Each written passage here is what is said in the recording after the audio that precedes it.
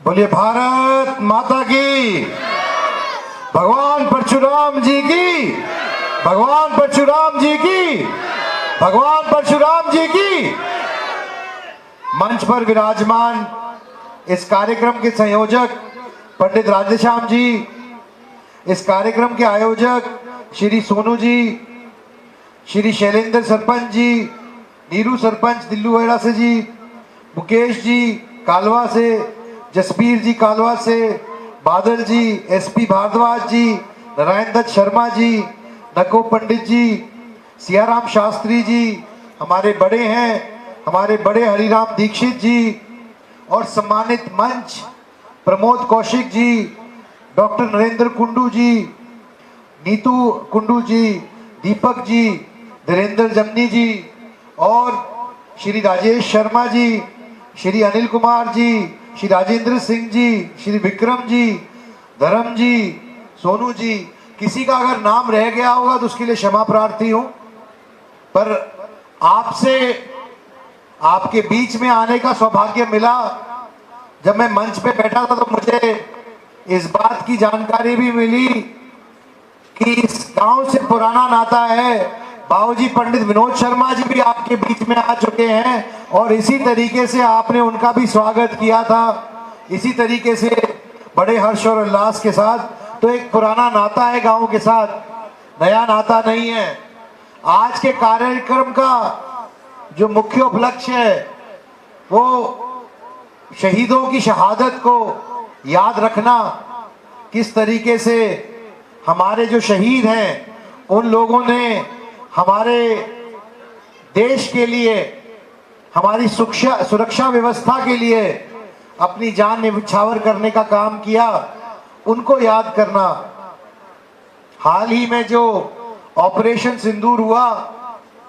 उसमें एक बहुत नौजवान बच्चा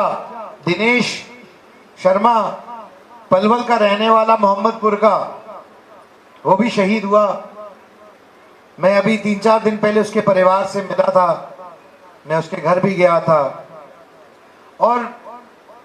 मैं आपको बताना चाहता हूं कि जब कोई एक व्यक्ति शहीद होता है तो सिर्फ सरकार का दायित्व नहीं बनता है, समाज का भी दायित्व बनता है, हम सबका दायित्व बनता है कि हम उनकी चिंता करें, उनके लिए संवेदनशील होएं, उनके लिए हम अपनी तरफ से जो कर सकते हैं वे करें। क्योंकि जब जिसका परिवार का कोई बच्चा जाता है, शहीद होता है, तो उसका दुख उनको समझ में आता है। हमें भी उनको अपना परिवार समझते हुए उनके लिए उसी तरीके से, उसी संवेदनशीलता से प्रत्येक व्यक्ति को यह सोचना चाहिए कि हम उनके लिए क्या कर सकते हैं। मैं बताना चाहता हूं कि मोहम्मदपुर गांव से दिनेश ने जो वीरता का ये एक इस तरह का एक किस्सा लिखने का काम किया, इतिहास में तो जाएगा ही जाएगा। लेकिन माननीय मुख्यमंत्री जी जब वहां पे गए थे दौरे पे, तो वो ये भी घोषणा करके आए कि मोहम्मदपुर गांव का नाम अब दिनेशपुर होगा।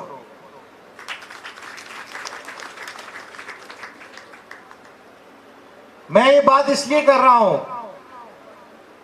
क्योंकि आज एक ऐसा समय है हमारे देश के अंदर, ऐसी परिस्थितियां बनी कि हमारे देश को दुश्मनी देश का जवाब देना पड़ा, उनकी हरकत का जवाब देना पड़ा। और 2014 में देश के यशस्वी प्रधानमंत्री ने एक बात लाल किले से कही थी कि नाक झुका के बात करेंगे, ना आंख उठा के बात करेंगे, आंख में आंख डाल के बात करेंगे। और ऐसा ही किया। जब पाकिस्तान ने कायराना हरकत की पहलगाम में,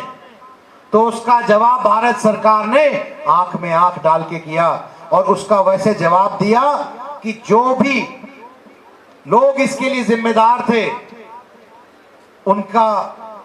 जवाब, हिसाब भारत सरकार ने, भारत के शूरवीरों ने, भारत की सीमा पे हमारी सेनाओं ने लेने का काम किया। और जब भी भारत के शौर्य की बात आती है, सम्मान की बात आती है, सेना की बात आती है, तो हमारे प्रदेश की बात आती है, हरियाणा की बात आती है। क्योंकि हरियाणा में हर 10वें घर से एक आदमी फौज के अंदर है। चाहे खेल की बात हो, चाहे सेना की बात हो, सीमा सुरक्षा की बात हो, हमेशा हरियाणा के लोगों ने बढ़ चढ़ के सीमा सुरक्षा की और देश की आंतरिक सुरक्षा के लिए बढ़ चढ़ के हिस्सा लेने का काम किया है। मैं आपसे यह भी निवेदन करना चाहता हूं कि जो हाल ही में पिछले महीने एक भव्य कार्यक्रम भगवान परशुराम जी का हमने पंचकुला में मनाने का काम किया, उनके जन्मोत्सव के उपलक्ष्य में, उसमें आप सबका सहयोग था, आशीर्वाद था, बड़े बुजुर्गों का, माताओं का, बहनों का, बच्चों का, आप सबका, और आप सबके आशीर्वाद के साथ हमने बड़े धूमधाम से वो कार्यक्रम मनाने का काम किया और बहुत सफल कार्यक्रम का आयोजन हुआ, क्योंकि आप सबका आशीर्वाद था, साथ था, स्नेह था, प्रेम था। जो भी बातें हैं भगवान श्री परशुराम जी की, उसका प्रचार करना,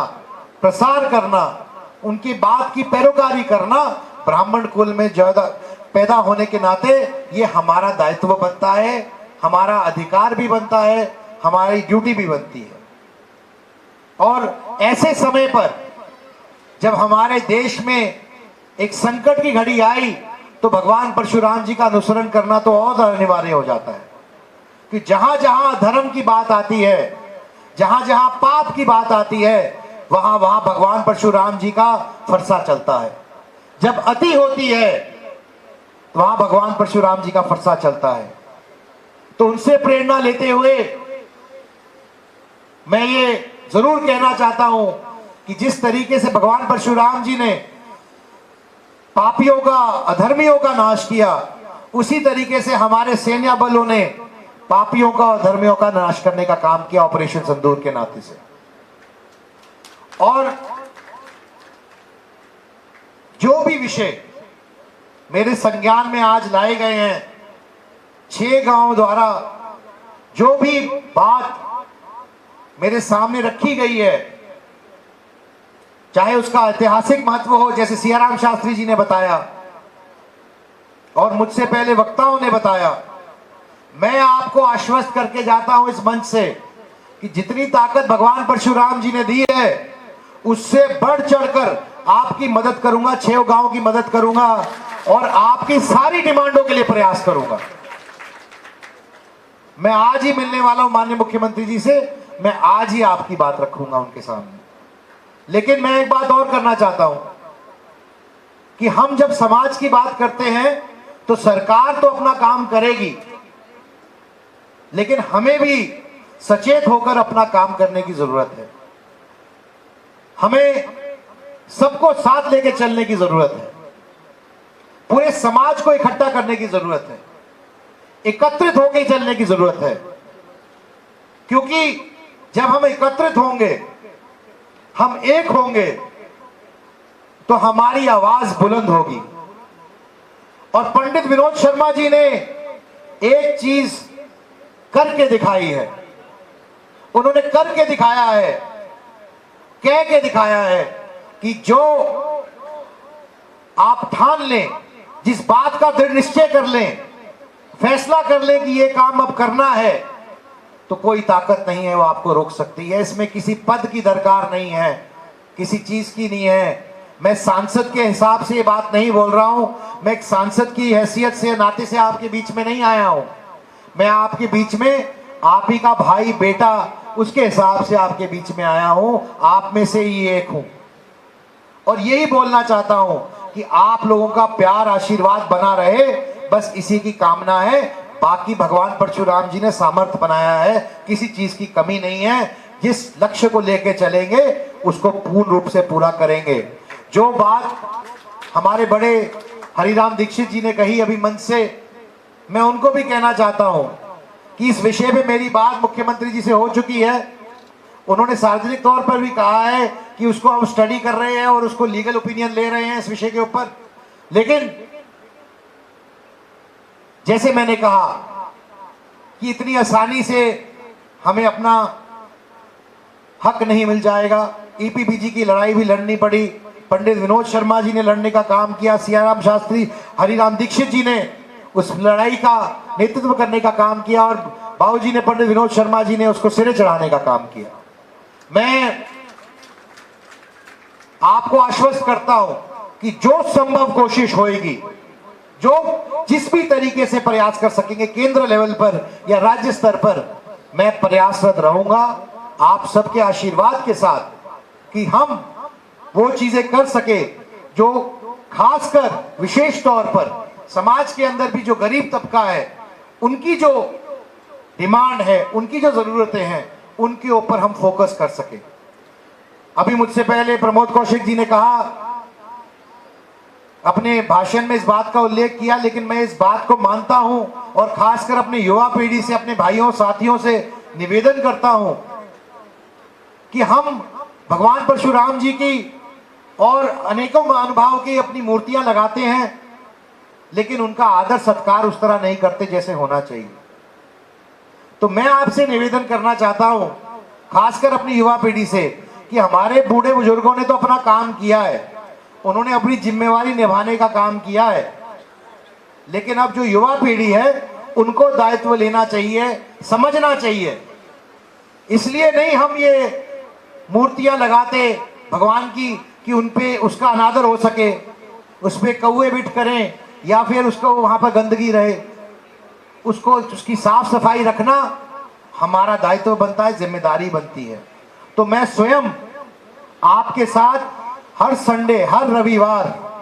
उनकी मूर्तियों की सफाई करने में लगाऊंगा। मैं इस बात का संकल्प लेके जाता हूं और आप लोग भी, मेरे जितना युवा साथी यहां पर खड़े हैं, आप लोग भी इस बात का संकल्प लें कि हफ्ते में एक दिन हम अपने समाज के बड़े बुजुर्गों के लिए समय निकालने का काम करें, ताकि हम उनका निरादर ना हो सके, अनादर ना हो सके। दूसरी बात, हर बच्चा डॉक्टर इंजीनियर नहीं बन सकता, हर बच्चे को सरकारी नौकरी नहीं मिल सकती। हम अपना प्रयास जारी रखेंगे ताकि जो हक की नौकरी है वो जरूर मिल सके, जैसे पंडित विनोद शर्मा जी ने दिलाने का काम किया। लेकिन फिर भी हमें व्यवस्था को परिवर्तित करना है ताकि हम जो हमारे नौजवान भाई साथी हैं उनके लिए नौकरियों का और इंतजाम कर सकें और ऐसी परिस्थितियां पैदा कर सकें कि उनको भी नौकरियों के अवसर मिल सके। और इसके लिए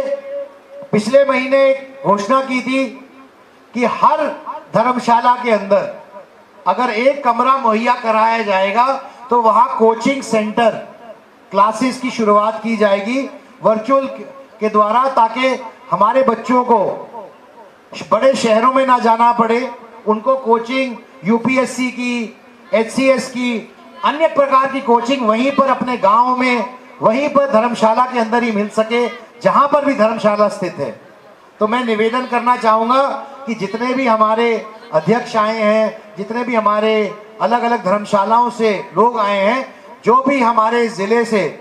और हल्के से धर्मशाला इस कार्यक्रम का हिस्सा बनना चाहे, कृपया करके हमें बताएं, ताकि वहां पर कोचिंग सेंटर की व्यवस्था काम कराने का शुरू किया जा सके, ताकि अगले 2 महीने में कार्यक्रम की शुरुआत हो सके।